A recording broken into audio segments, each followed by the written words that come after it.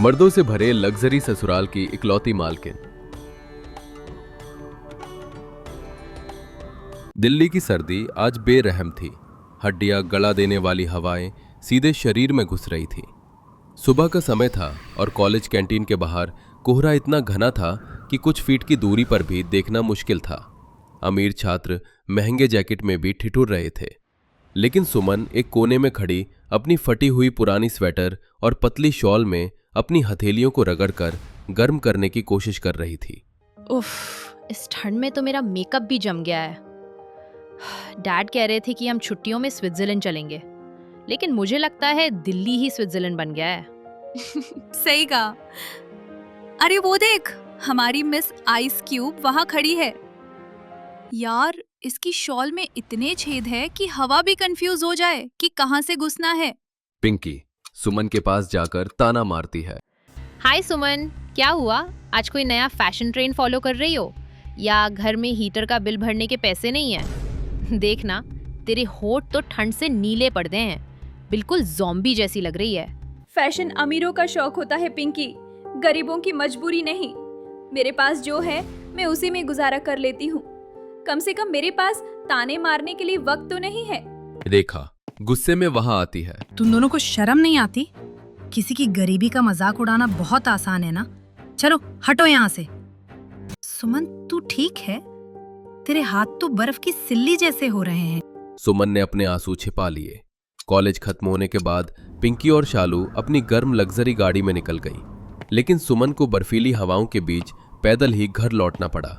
रास्ते में सब्जी मंडी में वो रुक गई। भैया, मटर कैसे दिए? 120 रुपए किलो मैडम। कोहरे ने सारी फसल खराब कर दी, माल आ ही नहीं रहा। 120 रुपए? इतने में तो बाबा की दवा आ जाएगी। और ये गोभी? ये थोड़ी मुरझाई है, 20 की ले जाओ। ठीक है भैया, दे दो। सुमन ने ठिठुरते हुए सस्ती गोभी खरीदी और तेज कदमों से अपने घर पहुंची, जहां की सीलन भरी दीवारें ठंड को रोकने में नाकाम थी। आ गई बेटी। बाहर तो बर्फ गिर रही होगी। नहीं बाबा, बस हवा तेज है। मैं अभी आपके लिए अदरक वाली चाय बनाती हूँ। मेरी बच्ची कब तक ऐसे जिएगी? हमारे पास तो एक हीटर खरीदने तक के पैसे नहीं हैं। हे भगवान, मेरी बेटी की शादी किसी ऐसे घर में करना जहां उसे कभी ठंड में ना ठिठुरना पड़े। कुछ दिनों बाद सुमन के घर के बाहर 2 बड़ी काली एसयूवी आकर रुकी। उनमें से 8 से 10 मर्द उतरे, जिन्होंने महंगे ओवरकोट और मफलर पहने हुए थे। ये सुमन के लिए रिश्ता लेकर आए थे। आइए आइए, आप लोग, मतलब आपके साथ घर की कोई महिला नहीं आई? माफी चाहते हैं समधन जी, हमारे घर में महिलाओं का सुख नहीं रहा। जो थीं वो समय से पहले चली गईं। अब तो बस हम मर्दों का ही डेरा है। सुमन ट्रे में चाय लेकर आई। ठंड की वजह से उसके हाथ कांप रहे थे और चाय के कप बज रहे थे। ससुर जगमोहन ने यह देखा और तुरंत अपने बेटे को इशारा किया। रोहन, बेटा गाड़ी से वो पश्मीना शॉल लेकर आओ जो हमने रास्ते में खरीदी थी। जी पिताजी। रोहन बाहर गया और एक बेहद गर्म शॉल लाकर सुमन को ओढ़ा दी। प्लीज इसे ओढ़ लीजिए, आपको ठंड लग रही है। भाई साहब, हम सीधे लोग हैं। हमें दहेज में 1 रुपया नहीं चाहिए। बस आपकी बेटी चाहिए जो हमारे उस वीरान महल को फिर से घर बना सके। हमारे घर में दौलत तो बहुत है, लेकिन घर को संभालने वाली लक्ष्मी नहीं है। बिना दहेज के और इतना मान सम्मान, हमें रिश्ता मंजूर है। रिश्ता तय हो गया और जल्दी ही शादी भी संपन्न हुई। विदाई के बाद जब सुमन ससुराल पहुंची तो गाड़ी एक पुराने साधारण से गेस्ट हाउस के सामने रुकी। बहू, हमारा पुश्तैनी घर रेनोवेट हो रहा है, इसलिए आज की रात हमें इस पुराने गेस्ट हाउस में गुजारनी होगी। ओहो, तो वो रईसी और ठाट बाट सब दिखावा था। ये घर तो मेरे मायके जैसा ही ठंडा और पुराना लग रहा है। उस रात सुमन ठंड में सिकुड़ कर सोई। उसने देखा कि घर के सारे मर्द अपना काम खुद कर रहे थे। अगली सुबह 5 बजे जब वो उठी तो घना कोहरा छाया हुआ था और वो डरते डरते रसोई की तरफ गई। जल्दी उठना होगा, इतने लोगों का नाश्ता बनाना है। पानी तो बर्फ जैसा होगा। बहू, तैयार हो जाओ, हमें घर चलना है। घर? हम घर में ही तो हैं। अरे भाभी, ये तो हमारा स्टोर रूम जैसा है। असली घर तो आगे है। चलिए। सुमन को गाड़ी में बैठाकर एक विशाल गेट के सामने लाया गया। जैसे ही सुमन गेट के अंदर कदम रखती है उसे झटका लगता है, क्योंकि बाहर की कड़ाके की ठंड की जगह अंदर वसंत जैसी गर्माहट थी। अरे ये क्या, बाहर तो इतनी ठंड थी, लेकिन यहाँ अंदर, यहाँ तो जैसे धूप खिली हो। मैंने तो स्वेटर भी नहीं उतारा। स्वागत है तुम्हारे असली घर में। ये घर पूरी तरह से सेंट्रली हीटेड है। बाहर चाहे तापमान 0 हो, अंदर हमेशा 25 डिग्री रहेगा। और भाभी, जरा फर्श पर चलकर देखिए। ये तो गर्म है। इसे हीटेड फ्लोरिंग कहते हैं बेटा। हम नहीं चाहते कि हमारी घर की लक्ष्मी के पैर कभी भी ठंडे फर्श पर पड़े। सुमन अब भी हैरान थी। बंटी उसे किचन में ले गया, जो किसी 5 स्टार होटल के किचन जैसा था। वहां ऑटोमेटिक मशीनें लगी थी। भाभी, आपको ठंडे पानी में हाथ डालने की जरूरत नहीं है। ये देखिए, ऑटोमेटिक डिश वॉशर। बस गंदे बर्तन डालो और काम खत्म। पर खाना तो मुझे ही बनाना होगा ना, इतने सारे लोगों का खाना। किसने कहा? भाभी, इस घर का नियम है, cooking is a team work. हम सब भाई मिलकर खाना बनाते हैं। हमें बाहर का खाना पसंद नहीं। और आज आपकी पहली रसोई है, तो आज आप सिर्फ देखेंगी और बताएंगी कि क्या बनाना है। मेहनत हम करेंगे। सुमन सोफे पर बैठी देखती रही और देवर मिलकर खाना बनाते रहे। दोपहर का खाना खाने के बाद जब वो बर्तन उठाने लगी तो कबीर ने उसे रोक दिया। अरे नहीं भाभी, खबरदार जो आपने काम को हाथ लगाया। ये डिश वॉशर का काम है। आप जाकर अपने कमरे में आराम कीजिए। शाम को आपकी मुंह दिखाई है। हे भगवान, शाम को मैं क्या पहनूं? मेरी साड़ियाँ तो बहुत साधारण हैं, सब मजाक उड़ाएंगे। तभी दरवाजे की घंटी बजी। मशहूर फैशन डिजाइनर और मेकअप आर्टिस्ट अंदर आए। कमरे में महंगे कपड़ों का ढेर लग गया। हेलो मिसेस सुमन, आपके ससुर जी ने हमें भेजा है। इतनी ठंड में आप शॉपिंग कैसे करती? इसलिए पूरा बुटीक हम यहीं ले आए। सुमन एक ड्रेस की कीमत देखकर 20 लाख? ये तो बहुत महंगी है। कीमत मत देखो सुमन, जो तुम्हें सबसे ज्यादा गर्म और सुंदर लगे वो चुन लो। आज तुम इस घर की शान हो। सुमन तैयार होकर नीचे आई। वो बेहद खूबसूरत लग रही थी। पड़ोसन उसे देखकर जल भुन गई। सुमन को यकीन नहीं हो रहा था कि यह हकीकत है। कुछ दिनों बाद सुमन की सहेली रेखा की बैचलर पार्टी थी। अरे, ये भी कोई पूछने की बात है? बंटी, भाभी को अपनी थार में छोड़ाओ। और हां, रात को ठंड बढ़ जाएगी तो वो हीटेड जैकेट साथ रख लेना। पार्टी लॉन में थी, जहां हीटर होने के बावजूद ठंड हड्डियों में घुस रही थी। पिंकी और शालू फैशन के चक्कर में कांप रही थी। तभी सुमन अपनी स्टाइलिश हीटेड जैकेट और थार में वहां पहुंची। सुमन, ये तू है? और ये कार? हाँ पिंकी, तुम लोग ठीक हो? बहुत ठंड है ना बाहर? सुमन अपने कोट का बटन दबाती है। कोट और गर्म हो जाता है। यार, तेरी किस्मत तो खुल गई। हमने सोचा था तू वहाँ नौकरानी बनी होगी, पर तू तो महारानी लग रही है। वो मुझे महारानी नहीं, घर की बेटी समझते हैं। वहाँ मर्द जरूर हैं, लेकिन उनके दिल बहुत नरम हैं।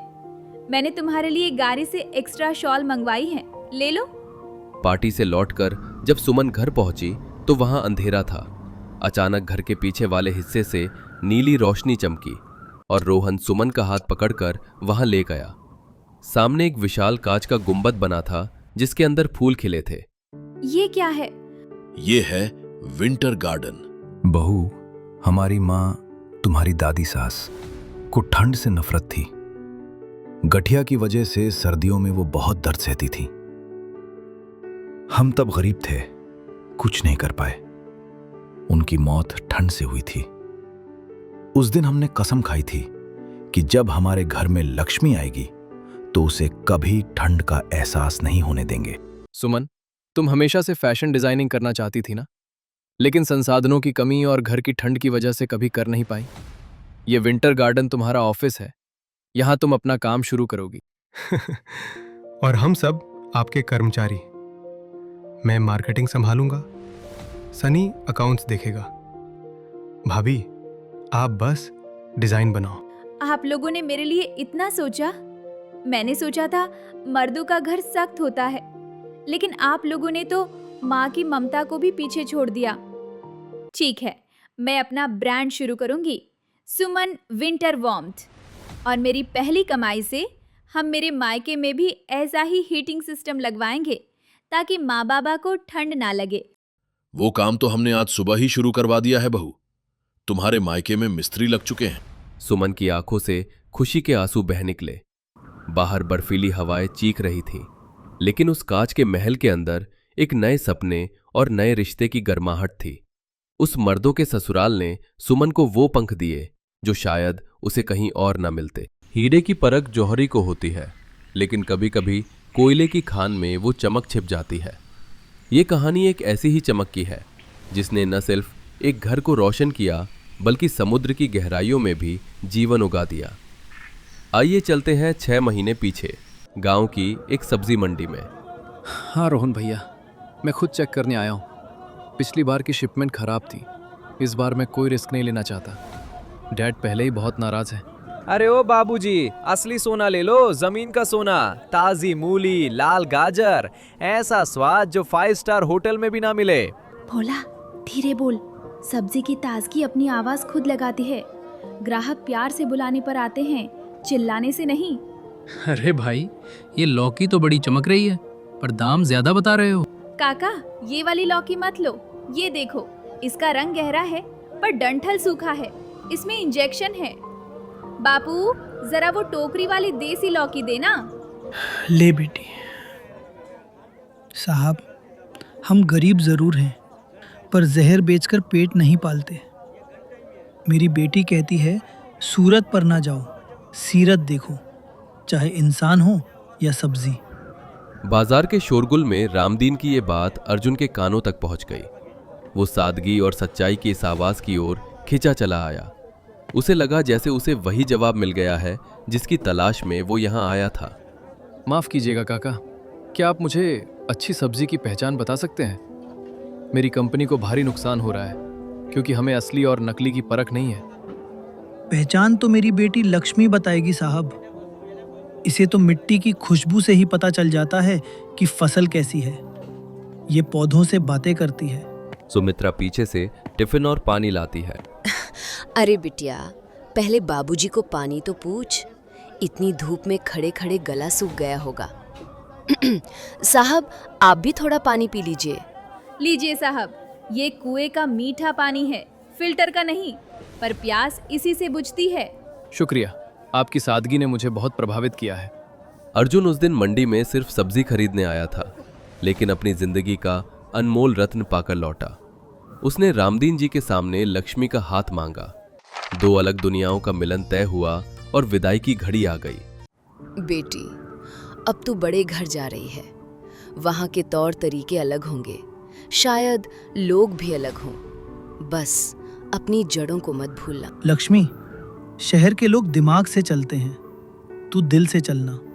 और याद रखना, किसान कभी किसी के आगे हाथ नहीं फैलाता, वो तो अन्नदाता है।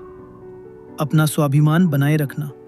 दीदी, अगर वो जीजा जी या उनके घर वाले तुझे तंग करे ना, तो मुझे बस एक मिस कॉल देना, मैं अपना ट्रैक्टर लेकर आ जाऊंगा। पगले, ट्रैक्टर लेकर आएगा? अपना ख्याल रखना और बापू का हाथ बटाना। आंसुओं और दुआओं के साथ लक्ष्मी विदा हुई। उसे लगा था कि उसका नया सफर खुशियों से भरा होगा, लेकिन ससुराल की चौखट पर उसका स्वागत फूलों से नहीं बल्कि कांटों भरे तानों से होने वाला था।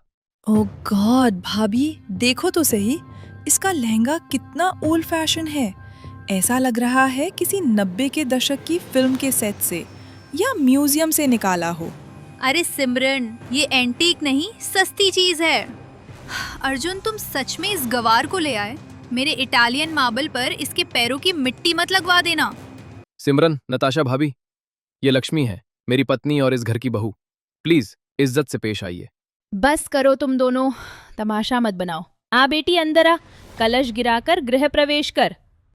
लक्ष्मी ने जैसे ही कलश गिराने के लिए पैर आगे बढ़ाया, सिमरन ने बड़ी चालाकी से अपना पैर बीच में अड़ा दिया। लक्ष्मी लड़खड़ाई, लेकिन उसने खुद को गिरने नहीं दिया। लो जी, एंट्री ही फ्लॉप हो गई। भाभी, इनसे तो कैटवॉक की क्लास लेनी पड़ेगी। बैलेंस बनाना तो आता ही नहीं। बैलेंस तो मैं बना लूंगी सिमरन जी। नदी जब अपना रास्ता बदलती है तो बड़ी बड़ी चट्टानें भी हिल जाती हैं। मैं तो फिर भी इंसान हूँ, ठोकर लगी है तो संभलना भी सीख लूंगी। बड़ी बड़ी बातें, जुबान तो बहुत चलती है। देखते हैं घर चलाने में कितना दिमाग चलता है। लक्ष्मी का जवाब सुनकर नताशा और सिमरन के चेहरे उतर गए। उन्हें समझ आ गया कि ये बहू चुप रहने वालों में से नहीं है। कुछ दिन बीते, लेकिन घर का माहौल तनावपूर्ण ही रहा, खासकर गिरते हुए बिजनेस को लेकर। प्रोजेक्ट अटलांटिस डूब रहा है। अंडर वाटर फार्म की सारी फसलें मर रही हैं। इन्वेस्टर्स अब अपना पैसा वापस मांग रहे हैं। समझ नहीं आ रहा क्या करें। डैड, हमने सब कुछ ट्राई किया, बेस्ट मशीनें लगाई, टेम्परेचर कंट्रोल किया, फिर भी पौधे सरवाइव नहीं कर रहे। डैड, आप फालतू में टेंशन ले रहे हैं। हमारे पास तो अब कृषि विशेषज्ञ है ना। क्यों लक्ष्मी, तुम्हारे पास है कोई जादुई गोबर का नुस्खा? हाँ डैड, वैसे भी इसे एसी वाले कमरे में तो नींद आती नहीं होगी। इसे खेत में ही भेज दो, शायद कुछ काम ही आ जाए। चुप रहो तुम दोनों, ये मजाक का वक्त नहीं है, करोड़ों का सवाल है। अर्जुन, आज शाम को तुम लक्ष्मी को फार्म ले जाओ, शायद इसे कुछ समझ आए, या कम से कम इसे पता तो चले कि हम करते क्या हैं। शाम को अर्जुन लक्ष्मी को लेकर उस जगह पहुंचा जिसे दुनिया प्रोजेक्ट अटलांटिस के नाम से जानती थी। पानी के नीचे बसा वो कांच का महल देखकर लक्ष्मी की आंखें फटी की फटी रह गईं। अर्जुन जी, पानी के अंदर खेती, ये तो बापू ने सपने में भी कभी नहीं सोचा होगा। ये सचमुच अद्भुत है। ये तुम्हारे बापू का खेत नहीं, हाइड्रोपोनिक्स है। यहाँ धूप और मिट्टी नहीं, साइंस और टेक्नोलॉजी चलती है। तुम दूर ही रहना, कहीं कुछ खराब ना कर दो। सर, ये देखिए, जड़ें काली पड़ रही हैं और पत्तियां पीली। हमें पूरी फसल नष्ट करनी होगी, कोई और रास्ता नहीं है। बाबूजी, क्या मैं कुछ कहूँ? इन पौधों की जड़ें देखिए, मशीन का पानी इतना तेज बह रहा है कि ये सांस नहीं ले पा रहे, इनका दम घुट रहा है। ओ प्लीज, पौधों का दम घुट रहा है?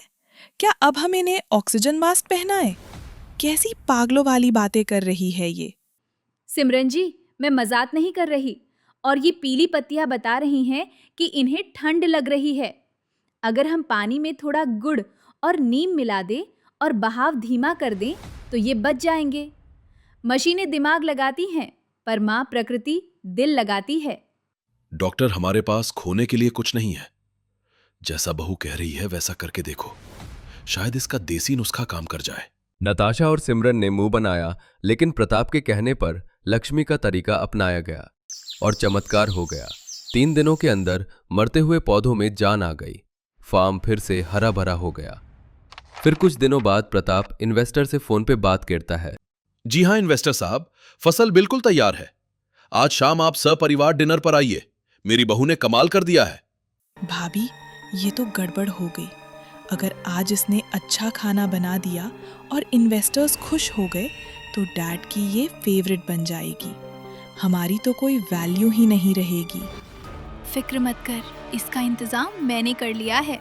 ये सी फूड एलर्जी वाला पाउडर है, इसे मैं चुपके से शाही पनीर में मिला दूंगी। पर इससे होगा क्या? होगा ये कि खाने वाले का गला सूज जाएगा, खुजली होगी और सांस फूलेगी। सब सोचेंगे लक्ष्मी ने साफ सफाई नहीं रखी या खराब खाना बनाया। अर्जुन की नजरों में ये गिर जाएगी। वाओ भाभी, यू आर जीनियस। इसका बोरिया बिस्तर तो आज ही बन जाएगा। चलो जल्दी करो। जलन और ईर्ष्या में अंधी होकर नताशा ने वो पाउडर सब्जी में मिला दिया। उसे अंदाजा भी नहीं था कि वो सिर्फ लक्ष्मी को नहीं बल्कि पूरे परिवार को खतरे में डाल रही है। तभी दरवाजे पर एक और सरप्राइज आ पहुंचा। दीदी, जीजा जी, हम आ गए। लो, पूरी पलटन आ गई। भिखारी कहीं के, इन्हें किसने बुलाया? अरे बाबूजी, आप लोग, ये तो बहुत अच्छी बात है। आइए आइए, आज का जश्न आपके बिना अधूरा रहता। बेटा, पता चला आज लक्ष्मी की बड़ी परीक्षा है, तो आशीर्वाद देने आ गए। ये घर की बनी मिठाई लाए हैं। मेहमान डाइनिंग टेबल पर बैठ चुके थे। खुशियों का माहौल था, लेकिन नताशा और सिमरन की धड़कनें तेज थीं। लक्ष्मी ने जैसे ही शाही पनीर का कटोरा उठाया, एक अजीब सी गंध उसकी नाक से टकराई। रुकिए, कोई नहीं खाएगा। कोई इस सब्जी को हाथ भी मत लगाना। क्या नाटक है ये? मेहमानों को भूखा मारोगी क्या? चुपचाप खाना परोसो। नहीं दीदी, बाबूजी, इस खाने में कुछ मिला है। मुझे मसालों के बीच सिंथेटिक सल्फर जैसी महक आ रही है। ये जहर है। झूठी कहीं की, अपनी गलती छिपाने के लिए नौटंकी कर रही है। भोला, तू तो खा ले, तेरे घर में तो ऐसा शाही खाना नसीब भी नहीं होता होगा। हाँ, खुशबू तो अच्छी आ रही है। रुक जा बेटा, खबरदार जो हाथ लगाया। मेरी बेटी की नाक कभी धोखा नहीं खाती। अगर वो कह रही है इसमें कुछ गड़बड़ है तो है। दीदी, आपकी जेब से जो आवाज आ रही है वो शीशी दिखाइए जरा। कौन सी शीशी? कुछ भी नहीं है। लक्ष्मी झटके से नताशा की एप्रन से शीशी निकालती है। ये क्या है? Allergy powder? दीदी, हम गरीब हो सकते हैं पर किसी की जान लेने वाले नहीं। डैड, वो भाभी ने कहा था कि बस थोड़ी खुजली होगी। हमें नहीं पता था कि ये इतना खतरनाक है। सिमरन, नताशा, शर्म आनी चाहिए तुम दोनों को। अपनी जलन के लिए तुम पूरे परिवार और मेहमानों को जहर खिलाने चली थी। मुझे माफ कर दीजिए डैड। मुझे लगा लक्ष्मी मुझसे मेरा हक छीन लेगी। मैं डर गई थी। हक छीना नहीं, कमाया जाता है दीदी। और हम किसान हैं, हम उगाना जानते हैं, काटना नहीं। आप अगर प्यार से मांगती तो मैं वैसे ही पीछे हट जाती। उस पल नताशा और सिमरन का घमंड चकनाचूर हो गया। उन्होंने सिर्फ लक्ष्मी से माफी नहीं मांगी बल्कि दिल से उसे स्वीकार भी किया। इन्वेस्टर्स लक्ष्मी की ईमानदारी देखकर दंग रह गए। मिस्टर प्रताप, आपकी बहू ने आज सबकी जान बचाई है। हमें ऐसी ही ईमानदारी चाहिए। ये डील पक्की है। देखा साहब, मैंने कहा था ना, मेरी बेटी की परख कभी गलत नहीं होती। ये मिट्टी की बेटी है, सोना ही उगाएगी। सॉरी भाभी, मैंने आपके कपड़ों का, आपके परिवार का मजाक उड़ाया। प्लीज मुझे माफ कर दीजिए। लक्ष्मी, आज तुमने मुझे हरा दिया पर परिवार को जिता दिया। तू सच में इस घर की लक्ष्मी है। अरे आप सब रोना धोना बंद करो, मुझे भूख लगी है। वो बिना जहर वाली खिचड़ी ही खिला दो दीदी। भोला की बात सुनकर सबकी आंखों में आंसुओं के साथ हंसी आ गई। उस दिन समुद्र के नीचे उस अंडर हाउस फार्म में दो परिवारों का संगम हुआ। लक्ष्मी ने साबित कर दिया कि चाहे खेत मिट्टी का हो या पानी का, संस्कार, समझदारी और मेहनत हर जगह रंग लाती है। परिवार वही है जो मुसीबत में एक हो जाए और खुशियों में साथ रहे।